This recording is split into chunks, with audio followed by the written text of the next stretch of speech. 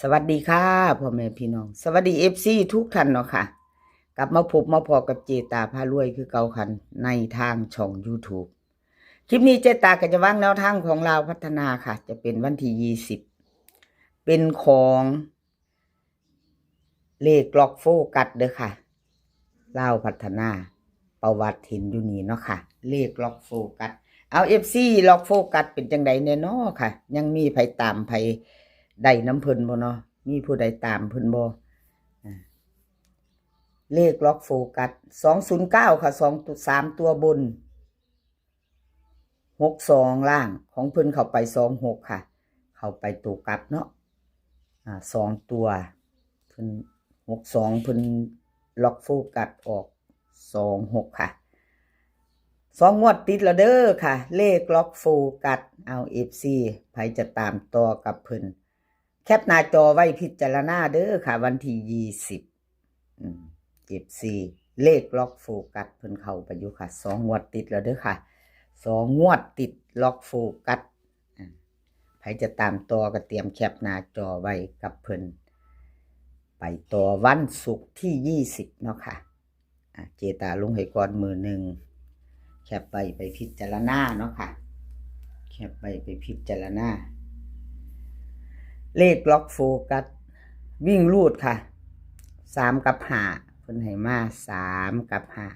5 2ตัวค่ะ4หาง31305756เบิ้ลค่ะ3355 3ตัวค่ะ531303 357วิ่งรูดเพิ่นให้เด่นทอกันเด้อค่ะล็อกโฟกัสเด่นเท่ากัน31กับ57เน้น2หางค่ะ3ตัวเน้น2หางค่ะ531357 3ตัวเพิ่นเน้นให้2หางค่ะเลขล็อกโฟกัสใครจะตามต่อกับเพิ่นก็แคปหน้าจอไว้เด้อค่ะแคปไป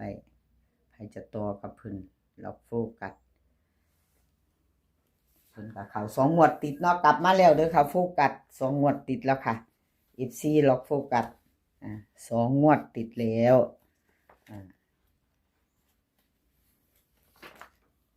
กลับมาแล้วล็อกโฟกัสเอาไปต่อค่ะกับขอบคุณเลขล็อกโฟกัสหลายๆเด้อค่ะที่ให้แนวทางมาว่างทางช่องกับขอบพระคุณเป็นอย่างสูงมาไปต่อสมใจสมใจค่ะเพิ่นเข้าไปแต่วิ่งลูดตัวนี่พี่น้องต่อค่ะสมใจ209 3ตัวบุญ62ล่างเนาะค่ะเพิ่นเข้าไปวิ่งลูดตัวหนึ่งจับคู่บ่เข้าค่ะกราบขอโทษขออภัย FC แทนเพิ่นจับคู่ไม่เดินไม่มาเนาะค่ะสมใจมาไปใหม่เอาเบิ่งอีกงวดหนึ่งค่ะวันที่16เพิ่นก็เข้าไปตดเนาะค่ะพี่น้อง2ตัวไม่เดินเนาะ2ตัวบ่มาแต่เพิ่นไปตด3ตัวบน702ของเพิ่นเข้า270เนาะค่ะประวัติของสมใจค่ะ FC เอาไผจะต่อกับเพิ่นพิจารณาเนาะค่ะเพิ่นเข้าไปอยู่2ตัวมา1ตัวก็ยังบ่ทันหลุดเด้อค่ะสมใจเพิ่นก็ยังเดินอยู่ค่ะ2กับมา1อยู่เนาะวิ่งลูดของเพิ่นค่ะสมใจไผจะต่อกับเพิ่นก็พิจารณาเบิ่งแนวทางใหม่ของเพิ่นค่ะลาวพัฒนาวิ่งลูดเพิ่นให้มา4กับ2ค่ะ4กับ2ตัวค่ะ4หาง42 4126 27เบิ้ลค่ะ4422 3ตัวหาง3หางค่ะ3ตัว3หาง426 272 441ค่ะวิ่งลูด4กับ2เด่นทอกันค่ะ4กับ2ตัวค่ะ2หาง4226 3ตัวค่ะ426เน้นหางเดียวค่ะ3ตัวของสมใจเนาะค่ะใครจะต่อกับเพิ่นก็แคปหน้าจอค่ะแคปหน้าจอไว้รุ่นต่อสมใจเนาะค่ะ วิ่งรูด2ตัวมา1ตัวเพิ่นก็ยังบ่ทันหลุดเนาะค่ะ FC ของอสมใจวิ่งรูดเพิ่นยังเดินอยู่แคปหน้าจอค่ะเราไปตัว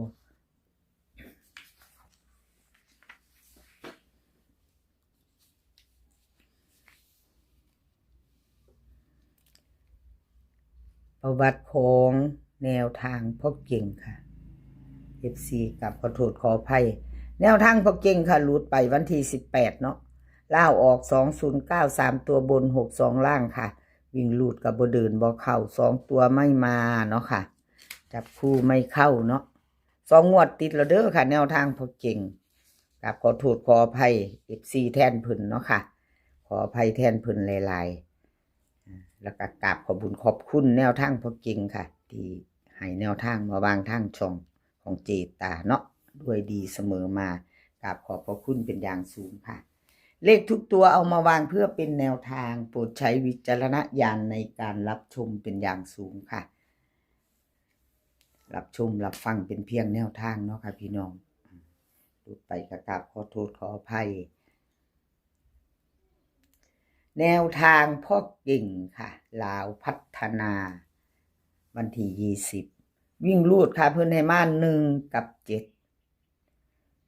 1 กับ 7 2ตัว4หางค่ะ1 7 1 6 7 3 7 2เบิ้ลค่ะ1 1 7 7 3ตัวค่ะ3ตัว1 7 3 1 7 2 1 1 6ค่ะ2ตัววิ่งรูดเพิ่นวงกลมให้ถึง2ตัวเนาะค่ะ1 กับ 7เน้น2ตัวก็ให้2หางค่ะวงกลมให้2หาง1 7 กับ 7 3ตัวหางเดียวค่ะ1 7 3แนวทางพ่อเก่งค่ะ FC ใครจะตามต่อกับเพิ่นวันที่20เนาะค่ะจะเป็นวันศุกร์เจตาลุงให้ก่อนมือหนึ่งถ้าชอบแนวทางของเพิ่นก็แคปหน้าจอไว้ค่ะแคปไว้ไปพิจารณาลุ้นวันที่20เนาะค่ะที่20จะเป็นวันศุกร์ค่ะศุกร์สุดสัปดาห์เนาะเอาไปต่อค่ะไปต่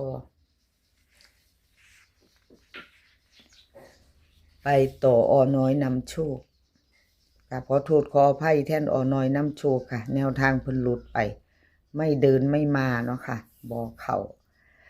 209 3ตัวบน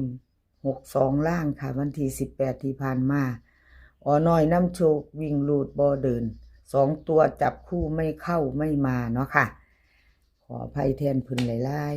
ๆเบิ่งอีกจัก1งวดเนาะค่ะเจตาให้เบิ่งหลุดไป2งวดติดนะคะชัดเจนหลุดแล้วหลุดเลยเนาะค่ะขอโทษขออภัย FC แทนเพิ่นเฮามาไปต่อพิจารณาใหม่เบิ่งวันที่20เนาะค่ะกับน้อยนำโชคน้อยนำโชคลาวพัฒนาเพิ่นให้มาค่ะวิ่งรูด4 กับ 7 4 กับ 7ค่ะ2ตัว4หาง48 49 71 70เบิ้ลค่ะ44 77 2ตัว3ตัวค่ะ3ตัว3หาง749 471 748ค่ะวิ่งรูดเพิ่นเด่นทอกันเด้อค่ะน้อยนำโชคเด่น7วงกลมให้ถึง2ตัวเนาะค่ะเน้นค่ะ48 71 2ตัว2หางค่ะน้อยนำโชค3ตัวเน้นหางเดียว7 4 8ค่ะใครจะไปต่อกับเพิ่นกับแคปหน้าจอวันที่20เป็นวันศุกร์เนาะค่ะ20:30ลาวพัฒนาออกใครจะไปต่อกับน้อยนำโชคแคปหน้าจอค่ะแล้วไปต่อรุ่นใหม่เนาะค่ะกับขอบคุณขอบคุณน้อยนำโชคหลายๆค่ะที่ให้แนวทางมาวางทางช่องของเจตาด้วยดีเสมอมาเนาะค่ะเพิ่นก็ให้มาตลอดกับขอบคุณขอบคุณเป็นอย่างสูงค่ะคลิปนี้ขอให้พี่น้องมีความสุขให้โชคดีกันเนาะค่ะ